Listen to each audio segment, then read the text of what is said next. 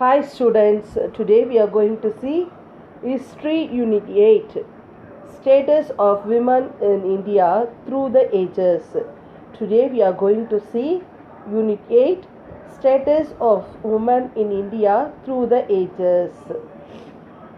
In this lesson, the learning objectives are the position of women in the ancient society, territorizations in the status of women in medieval period, the major social evils prevalent in the Indian society, the role of reformers in the social evils eradication, women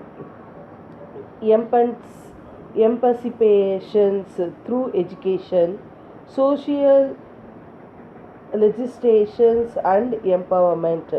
so இந்த லெசனில் ஏஷியன்ட்டில் உமன்களுக்கு என்னென்ன position இருந்துச்சு, women's எப்படி treat பண்ணாங்க medieval பீரியடில், அதுக்கப்புறம் Indian society எப்படி அவங்களுக்கு அநியாயம் இழைச்சாங்க, அதுலேருந்து எப்படி காப்பாற்றினாங்க அந்த கொடுமைகள்லேருந்து, அதுக்கப்புறம் அவங்களுக்காக ரிஃபார்மர்ஸ் இந்த புரட்சியாளர்கள் அவங்களுக்காக மேற்கொண்டவங்க யார், அப்புறம் விமன்ஸ் எப்படி எஜுகேஷன் மூலயமா டெவலப் ஆனாங்க, சோஷியல் எம்பவர்மெண்ட் அவங்க எப்படி டெவலப் பண்ணாங்கன்றதை பற்றி தான் இந்த லெசனில் பார்க்க போகிறோம். Introductions. Generally, human society is constantly changing with additions, assimilations and omissions from within and outside. Women constitute of the populations. This is imperative to have a historical understanding of the status of women through ages.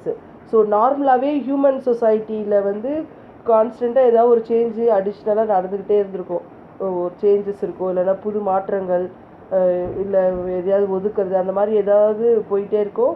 அதில் மெயினாக பார்த்தா விமன்ஸ்க்கு வந்து நம்மளுடைய பாப்புலேஷன்ஸில் பாதி வந்து விமனாக தான் இருந்தாங்க. அவங்களுக்கு ஹிஸ்டாரிக்கலில் நடந்த என்னென்ன அவங்களோட ஸ்டேட்டஸ் என்ன, அவங்க விமன்ஸை எப்படி இது இப்போ ஒரு காலத்தில் எப்படி நடத்துகிறாங்கன்றதை பற்றி பார்க்கலாம். During the British Raj, many socio-religious reformers like Rajaram Mohan Roy, Dayananda Saraswati, Keshav Chandra Sen, Ishwara Chandra Vidyasagar, Pandit Ramabai, Dr. Muthulakshmi Ammayar, Jyoti Rai Punel, Periyar, E.V.R., Dr. Dharmambal were the prominent leaders who fought for the upliftment of women. Rajaram Mohan Roy's efforts led to the abolition of sati in 1829.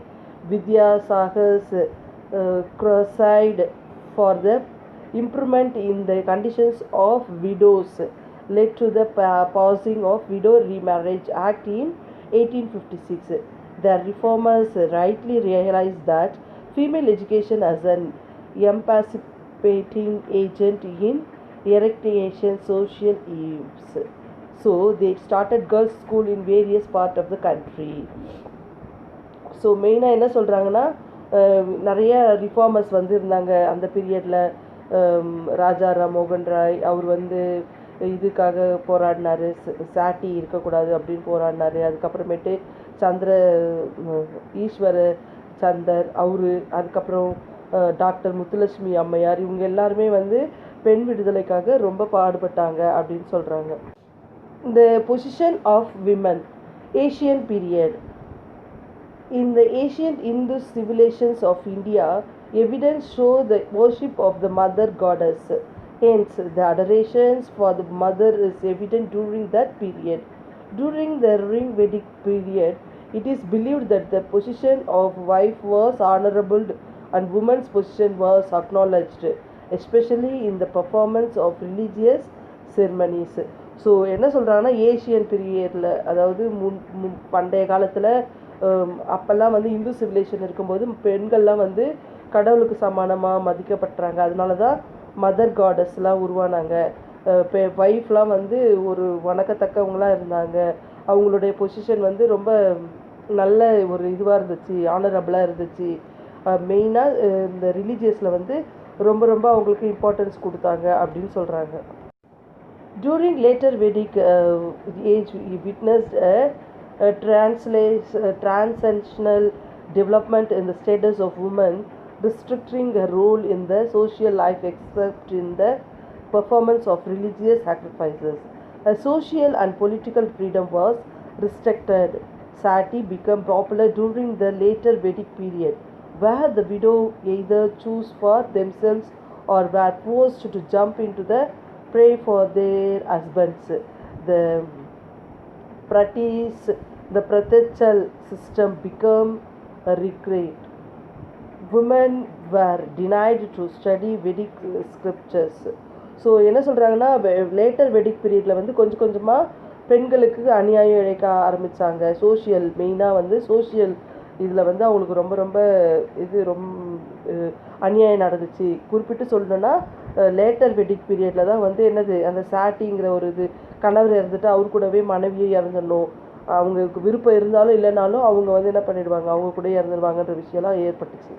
The medieval period, the position of women in the society further deteriorated during the medieval period, and they suffered from many social evils such as sati, child marriage, female infanticide, and slavery.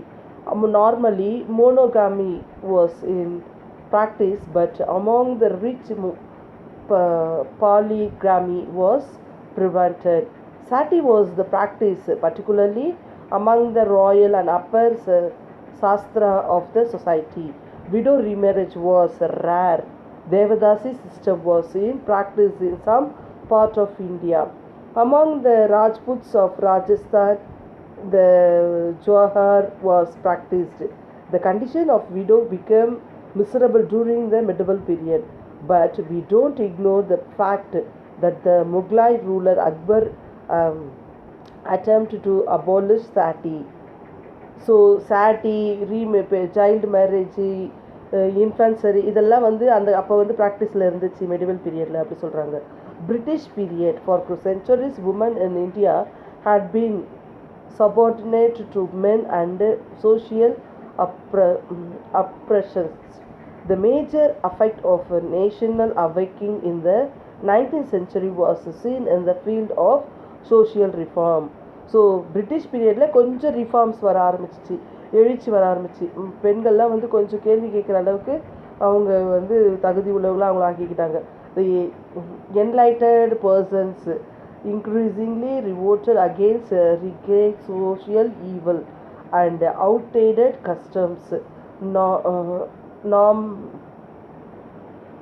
Individually reforms society and religious organizations worked hard to spread education among women, to encourage widow remarriage, to improve the living conditions of widow, to prevent marriage of young children, to enforce monogamy, and to enable middle class women to take up professions or public employment. So British பீரியடில் தான் கொஞ்சம் கொஞ்சமாக அந்த மேரேஜுக்கு encourage பண்ணுறது, அப்புறம் widow marriage, child மேரேஜை avoid பண்ணுறது, child female education அதெல்லாம் வந்து ரொம்ப இம்பார்ட்டன்ஸ் கொடுக்க ஆரம்பித்தாங்க. மிடில் கிளாஸ் உமன்ஸ்லாம் ஓரளவு வந்து படிக்கவும் ஆரம்பித்தாங்க, நல்ல வேலைக்கு போகவும் ஆரம்பித்தாங்க. மேஜர் சோஷியல் ஈவல்ஸ், அப்போ இருந்த மேஜர் சோஷியல் ஈவல்ஸ் பார்த்திங்கன்னா ஃபஸ்ட்டு ஃபீமேல் இன்ஃபன்டியேட். ஃபீமேல் இன்ஃபன்டியேட்னா என்னென்னா குழந்தை சிசுக்கொலை, குழந்தையில் வந்து சாவடிப்பாங்க இல்லையா பெண் குழந்தைகளை, அதுதான் வந்து சிசுக்கொலை. Female infantance was another inhuman practice afflicting the 19th century Indian society. It was particularly in vogue in Rajputana, Punjab and the northwestern provinces. It was mainly to avoid economic burden. மெயினாக இந்த பெண் சிசு கொலைக்கு காரணம் என்னென்னா எக்கனாமிக்கில் வந்து ரொம்ப பேர்டனாக இருக்குது, பெண்களை வந்து வளர்த்து கல்யாணம் பண்ணி கொடுக்கறதுக்கு முடியாது அப்படிங்கிறதால என்ன பண்ணாங்க, நிறைய நார்த்து சைடில் தான் இதுக்கு அப்போஸ் பண்ணி அதை என்கரேஜ் பண்ணாங்க. Female இன்ஃபேன்டிசைட். The company administrations in India took steps to ban this practice by passing the Bengal Regulatory Act 21 of 1795, the Regulating Act of 1802 and the Female Infanticide Act of 1870.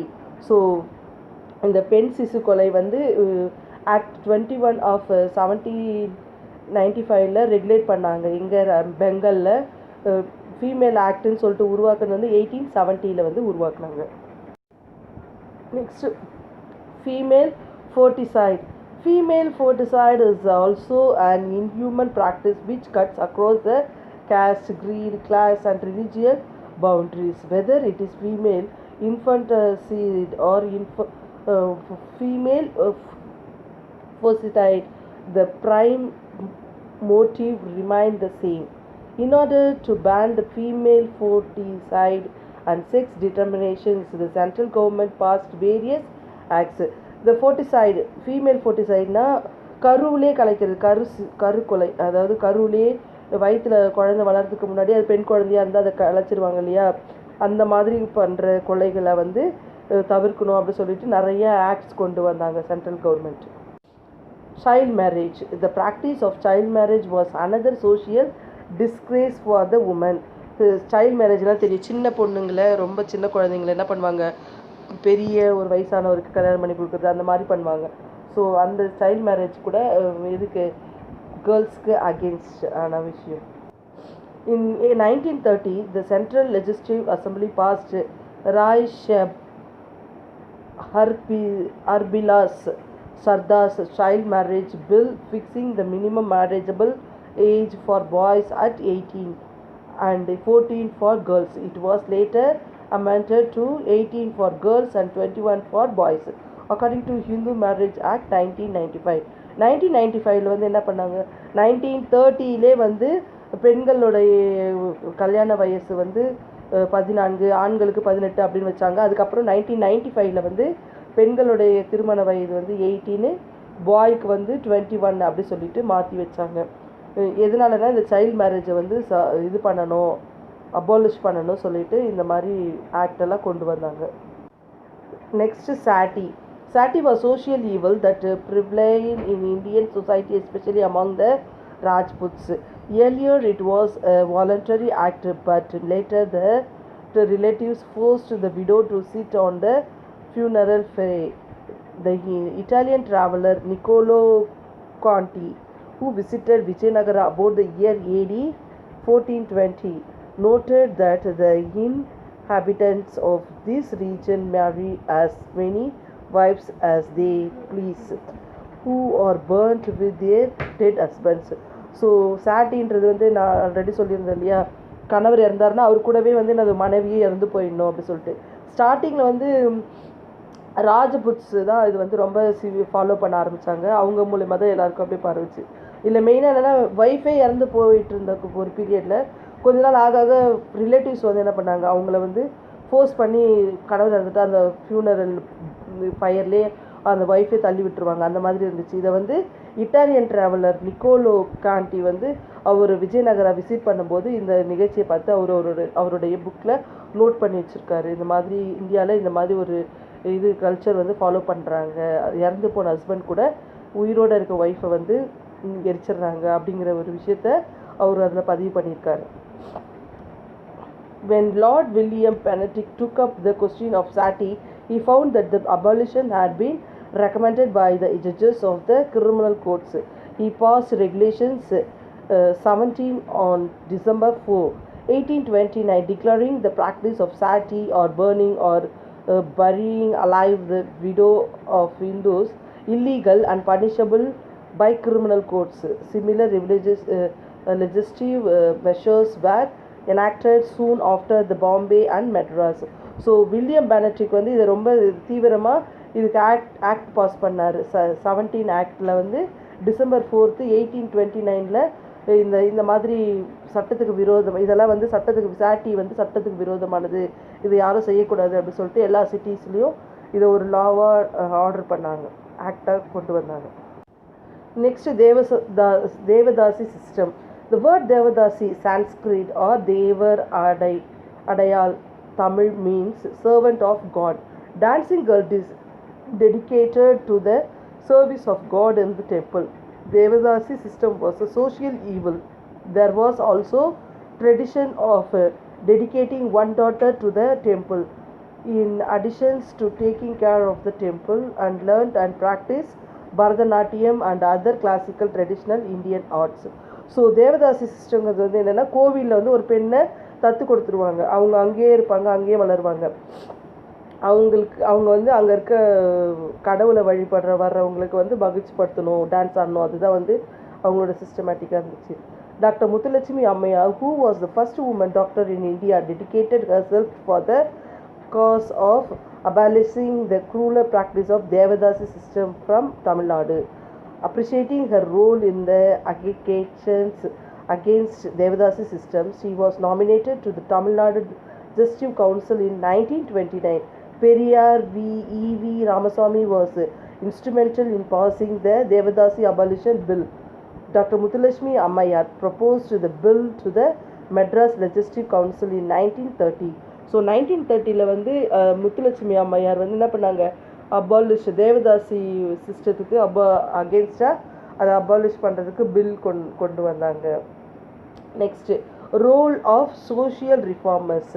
From the second half of the 19th century, a number of social reformers and social reform movements sought to promote the upliftment of women by giving them education, raising their marriageable age, and taking care of widows, as well as to remove the rigidity of caste and raise the suppressed class to the status of equality. The reformers who led the movement were the forerunners of modern India. So இந்த reformers எல்லாருமே முதல்ல என்ன கொண்டு வந்தாங்கன்னா, இந்த மாதிரி பெண்களுக்கு அநீதிகள் ஏற்படுறதுக்கு ஃபஸ்ட்டு அவங்கள வந்து படிக்க வைக்கணும், அவங்களோட கல்யாண ஏஜை கொஞ்சம் போஸ்ட்போன் பண்ணி பெரிய மெச்சூர்டாக இருக்கும்போது கல்யாணம் பண்ணணும், அந்த மாதிரி நிறைய விஷயங்களை கொண்டு வந்தாங்க. அப்போ தான் பெண்கள் வந்து ஆண்களுக்கு ஈக்குவலாக இருக்கணும் அப்படின்னு நினச்சாங்க. அதில் மெயினாக பார்த்தீங்கன்னா ராஜாராம் மோகன் Rai. There were some enlightened Indians who supported the British attempt to reform the oppressive social order of India. The first was abolish the sati by law and the humanitarian grounds. Rajaram Mohan Roy, the pioneer of Indian social reformer movement, was the casteless of sati after having seen in the practice. He also protested against the child marriage and female infanticide. He favored the remarriage of widow, female education, and women's right and property. Thus, the evil practice of sati on any scale was wiped out. So Rajaram மோகன் ராய் வந்து ரொம்ப தீவிரமாக இதுக்காக செயல்பட்டார். மெயினாக அந்த சாட்டியை வந்து remove பண்ணுறதுக்காக அவர் அரும்பாடுபட்டார். நெக்ஸ்ட்டு, ஈஸ்வர சந்திர வித்யாசாகர். ஈஸ்வர் சந்திர Vidyasagar carried on the movement for female education, widow remarriage, and abolition of polygamy in Bengal. He submitted petitions to this effect to the Indian Legislative Council and to அவர் ஈஸ்வர் சந்திர வித்யாசாகர் வந்து மெயினாக ஃபீமேல் எஜுகேஷனையும் விடோ ரீமேரேஜும் ரொம்ப ரொம்ப இம்பார்ட்டண்ட்டாக வலியுறுத்தினார். அவருடைய ரிஃபார்மர்ஸ்லாம் மெயினாக அதுக்காக நிறைய பெட்டிஷன்ஸ்லாம் போட்டு சட்ட திருத்தங்கள்லாம் கொண்டு வரதுக்கு சிறப்பாக செயல்பட்டார். To the passing of the Hindu Widow Remarriage Act in 1856, his son Narayana Chandra set as an example to others by marrying a woman of his choice. To promote female education, Vidyasagar founded several girls' schools in the districts of Nadia, Medinapur, Hooghly, and Burdwan in Bengal. So girls school ஆரம்பிச்சிருக்காரு வித்யாசாகர். அதுக்கப்புறம் அவங்க பையனுக்கே வந்து remarriage, அதாவது widow வந்து கல்யாணம் பண்ணுறதுக்கு அவர் help பண்ணியிருக்காரு. So இந்த மாதிரி அவருடைய சைட்லேருந்து அவர் நிறைய பெண்களுக்கான ரிஃபார்மர்ஸில் செயல்பட்டார். கண்டுகுரி வீரசிலங்கம். கண்டுகுரி வீரசிலங்கம் Pandulu was the earliest champion in South India of women's emancipation. He published a journal, Viveka Vardhani. He opened his first girls' school in 1874 and made widow remarriage and female education the key points of his program for social reform. சரி, நம்மளுடைய Tamil Nadu south சைடில் பார்த்திங்கன்னா இவர் தான் வந்து முதல்ல 1874 வந்து girls school ஆரம்பிச்சிருக்காரு. விடோஸ் ரீமேரேஜு, ஃபீமேல் எஜுகேஷன்ஸ்க்கெலாம் ரொம்ப ரொம்ப இம்பார்ட்டன்ஸ் கொடுத்து நிறைய சோஷியல் ரிஃபார்மர்ஸ் பண்ணியிருக்காரு. Kandukuri Veeresalingam. Next MG Ranade and BM Malabari. The Bombay Presidency, M.G. Rade and B.M. Malabari carried on the movement for the upliftment of women. In 1869, Rade joined the Widow Remarriage Association and encouraged widow remarriage and female education and opposed child marriage. In 1887, he started the National Social Conference, which became a pre-eminent institution for social reform. In 1884, B.M. Malabari, a journalist, started a movement for the abolition of child marriage. He published pamphlets on his subject and appealed to the government to take action. So இவங்களும் வந்து widow remarriage and child girls female education இதுக்கெல்லாம் ரொம்ப ரொம்ப importance கொடுக்கணும்னு சொல்லிட்டு நிறைய ஆக்டெல்லாம்காக அவங்க போராடியிருக்காங்க. இவங்க ஒரு கான்ஃபரன்ஸ் வந்து ஹெல்ப் பண்ணியிருக்காரு 1887 நேஷனல் சோஷியல் கான்ஃபரன்ஸு. நிறைய பேம்ப்ளெட்ஸு அந்த மாதிரி நிறைய கவர்மெண்ட்டில் ஆக்ஷன் எடுக்க சொல்லி அவங்க நிறைய சப்மிட் பண்ணியிருக்காங்க. பெண் விடுதலைக்காகவும் பெண்களுடைய முன்னேற்றத்துக்காகவும் இவங்க அரும்பாடுபட்டிருக்காங்க. Gopal Krishna Gokhale. In 1905, Gopala Krishna Gokhale started the Servant of India Society, which took up such social reform measures as primary education, female education and depressed classes upliftment. The separate of female education further led to the participations of women in the freedom struggle. So இந்த கோபால் கிருஷ்ண கோகலே வந்து female education தான் ரொம்ப importance கொடுத்தாரு. அதுக்காக பெண்களை வந்து நிறைய டிப்ரெஸ்டாக இருக்கிற கேஸ்டில் இருக்கிற பெண்களெல்லாம் வந்து முன்னுக்கு கொண்டு வரணும், அவங்களுக்கு படிப்பு இருந்தால் தான் அவங்களால நிறைய விஷயங்கள்லாம் யோசிக்க முடியும் அப்படி சொல்லிட்டு செயல்படுவாங்க அப்படின்னு கொண்டு வந்தார். அதனால பெண்களும் வந்து என்னது ஃப்ரீடம் ஸ்ட்ரகிளில் பங்கெடுக்கிறதுக்கு அது ஒரு முக்கிய காரணமாக இருந்துச்சு. Periyar EVR. Periyar EVR was one of the greatest social reformers of Tamil Nadu. He advocated women education, widow remarriage and intercaste marriage and opposed child marriages. So நம்ம சைடில் பார்த்திங்கன்னா தமிழ்நாட்டில் ஒரு ரிஃபார்மர்ஸ் ரொம்ப பெயர் போனவர் அப்படின்னு பார்த்திங்கன்னா பெரியார் EVR. அவர் வந்து education, woman education, widow remarriage, intercaste marriage, அப்புறமேட்டு சைல்டு மேரேஜுக்கு அப்போஸ்டாக நிறைய ஆக்டுக்காக போராடினார். பெண் விடுதலைக்காக போராடின ஒரு மாமனிதர் பெரியார் EVR. Woman reformers. இவ்வளோ நேரம் நம்ம பார்த்தது வந்து ரிஃபார்மர்ஸ் ஆண்களில் ஜென்ஸ் எப்படி வந்து ஹெல்ப் பண்ணாங்க அப்படின்னு. இப்போ வந்து woman reformers. Most of the reformers movement like Brahmo Samaj 1828, பிரதான Samaj 1867 and Arya Samaj 1875 were led to male reformers who set the limit of the freedom and development of women. Women reformers like Pandita Ramabai,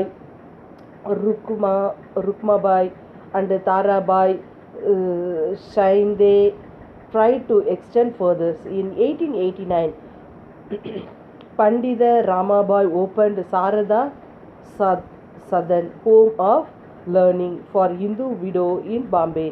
It was later shifted to Pune. Her greatest legacy was her effort, the first in India, to educate widows.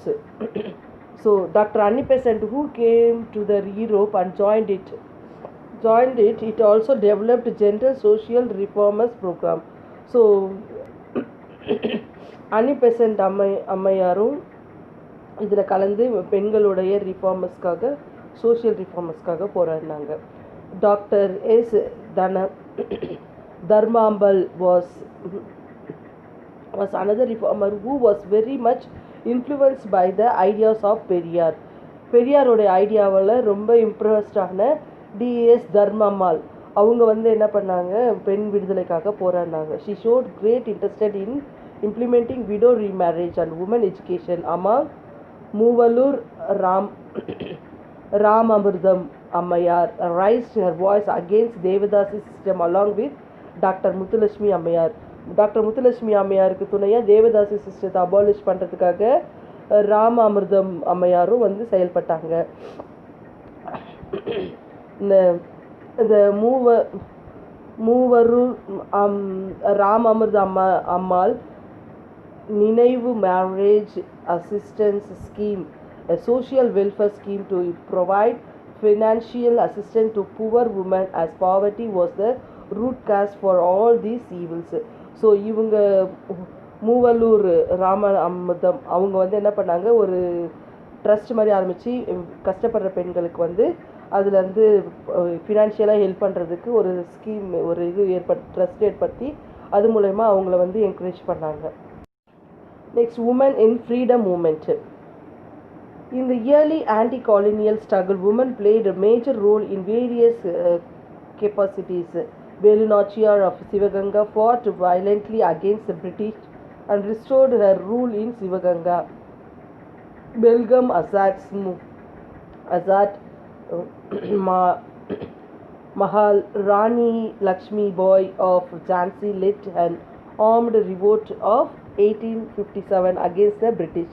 So அந்த காலத்துலேயே 1857 வந்து ராணி ஜான்சி லக்ஷ்மி பாய் of Jhansi அவங்க, அதுக்கப்புறமேட்டு வேலு நாச்சியார் அவங்கெல்லாம் வந்து என்னது ஆங்கிலேயர்களை எதிர்த்து freedom struggle அப்போவே நம்ம நாட்டுக்கு விடுதலைக்காக போராடின பெண்மணிகளை குறிப்பிடத்தக்கவங்க. இந்த freedom struggle thousands of the women came out of their homes, boycotts foreign goods, marched into processions, defied laws, received Lathi church and court jails. They participated in struggle, added a new dimensions for mass character. So அந்த பீரியட்லேயே freedom ஸ்ட்ரகிளில் வந்து பெண்கள் participate பண்ணி அதுக்காக ஜெயிலுக்கு போனது, அவங்க அடி வாங்கினது, அதெல்லாம் வந்து ஒரு பெரிய டைமென்ஷனை உருவாக்குச்சு, மாஸ் கேரக்டராக டெவலப் ஆச்சு அந்த ஃப்ரீடம் ஸ்ட்ரகிள் அப்படின்னு சொல்கிறாங்க. Impact of reform movement. Significant advances were made in the field of emancipation of women. It created a national awakening among the masses. So பெண்கள் வந்து சிறப்பாக இதில் செயல்பட்டதால் அது ரொம்ப பிரபலமாக ஆச்சு. அதுக்கப்புறம் பெண்களுக்குள்ள விழிப்புணர்வு வந்து நேஷ்னலைஸ்டாக க்ரியேட் ஆச்சு. Next, it created the feeling of sacrifice, service and rationalisms. The practice of sati and the infantiate were made illegal. It prominent widow remarriage. So இந்த மாதிரி ரிஃபார்மர்ஸ் வந்து சாட்டியை வந்து அபாலிஷ் பண்ணுறதுக்கும் இன்ஃபாசியேட் வந்து இல்லீகல் அப்படின்னு அறிவிச்சிருக்காங்க. அதுக்கப்புறம் ரீமேரேஜ் வந்து பெர்மனண்ட்டாக கொண்டு வந்தாங்க, அது பர்மிட் பண்ணினாங்க. இதெல்லாம் வந்து இந்த ரிஃபார்மர்ஸால் நடந்த நன்மைகள் அப்படின்னு சொல்கிறாங்க. Women in independent India. Women in India now participate in all activities such as education, politics, medical, culture, service sector, science and technology. The Constitution of India guarantees Article 14 equal opportunity and equal pay for equal work. So பெண்களுக்கு வந்து ஈக்குவலான சம உரிமை கிடைச்சதுக்கு இப்போ இருக்க சொசைட்டியில் எல்லாத்துலேயுமே பார்ட்டிசிபேட் பண்ணலாம். Education, political, medical, culture, service sector, science and technology எல்லாத்துலேயுமே பெண்களுக்கும் சம உரிமை கொடுக்கறதுக்கு நம்மளுடைய அரசாங்கம் உதவி பண்ணியிருக்காங்க. அதுக்கு பெண்களும் வந்து முழு ஆர்வத்தோடு செயல்படுறாங்க. The National Policy of Empowerment of Women was passed under the National Policy of Education 1986. New program was launched called Marshala Samakya. Its main focus was the empower of women. Reservations of 33% to women envisaged improvement in the socio-political status of women. இப்போது நமக்கு social reformers மூலமா நமக்கு என்னது, பெண்களுக்கு 33%, அதாவது 33% வந்து பெண்களுக்கு சம உரிமை வந்து சோஷியோ பொலிட்டிக்கலில் இருக்குது அப்படி சொல்லி கொடுத்துருக்காங்க. இதெல்லாம் வந்து இந்த பெண்களுக்கு கிடைச்ச ஒரு அங்கீகாரம் தான், இப்போ இருக்க பெண்களுக்கு கிடைச்சிருக்க ஒரு பெரிய அங்கீகாரம். The National Commission for Women was set up January 1992. Its main functions is to review women-related legislative and intervene in specific individual complaints of atrocities and denial of rights. So பெண்களுக்கு க்காகவே தனியாக ஒரு நேஷ்னல் கமிஷன் அமைச்சு அது செயல்பட்டிருக்காங்க. இது ஜனவரி 1992 இது வந்து setup பண்ணியிருக்காங்க. இதனுடைய ஃபங்க்ஷன்ஸ் என்ன பார்த்தீங்கன்னா, பெண்களுக்கு இன்னைக்கு எதிராக ஏற்படுற அநியாயங்களை உரிமைகளை தட்டி கேட்கறது தான் இவங்களுடைய முக்கியமான கடமைகளாக இருந்திருக்கு. So let us see the recap of this lesson. The position of women was not uniform in all periods and different with the religious variations. There were many social evils in Indian society. A number of social reformers and social reform movements sought to promote the upliftment of women by giving them education. Women in India now participate in all activities. So here we complete the lesson, children. I think you will understand the lesson well. Thank you, children.